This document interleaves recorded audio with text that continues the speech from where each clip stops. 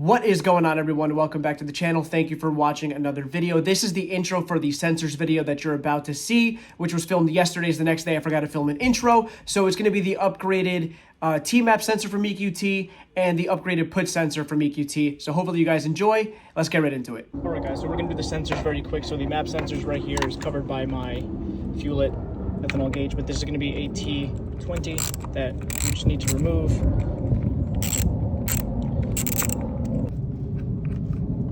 So then you want to just push down on the clip, it just pops right out of place, and now the sensor should be free to be able to come out.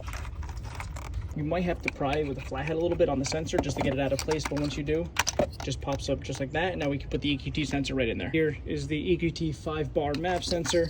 This is going to push into place like so, push it all the way down. Now we can take our T20 screw, put it back into place and tighten that up. Now that it's tightened up with the T20, now you see the EQT sensor is in place. We can take the plug, put it right back on, it'll click into place, and now the map sensor is done. We have to go under the car for the put sensor, so I'll show you where that is. All right, guys, so we're under the car right now, and you do have to remove the belly pan so you're able to see, but the put sensor is gonna be on the passenger side. So you have your oil pan right here, you're gonna have one of your throttle pipes right here, one of the boost pipes, and then you're gonna have this hose, and the put sensor is literally right in front of there. There are gonna be two T20 that you need to remove. It might be in a little weird spot, so I do suggest a ratchet with a little socket on it.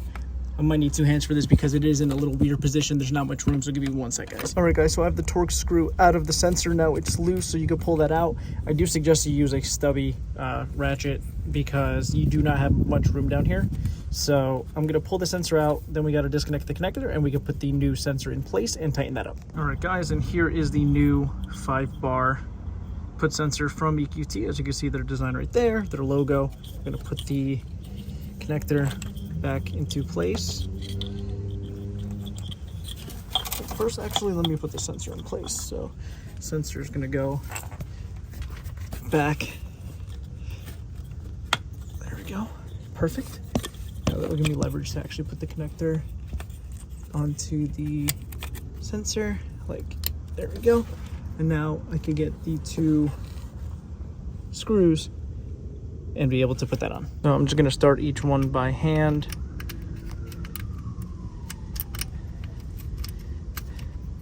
Just to get it in there.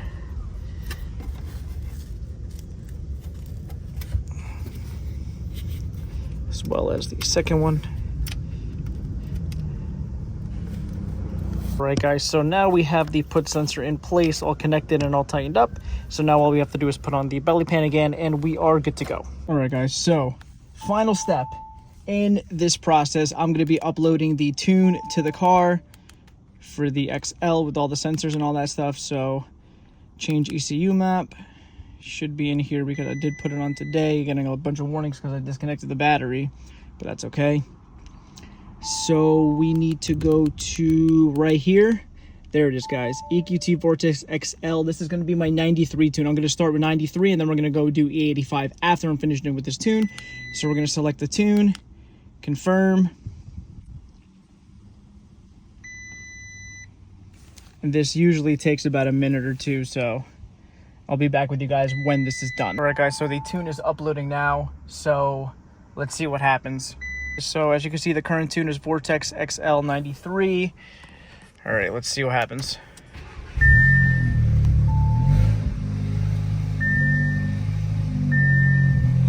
Okay, so the car started with no problem.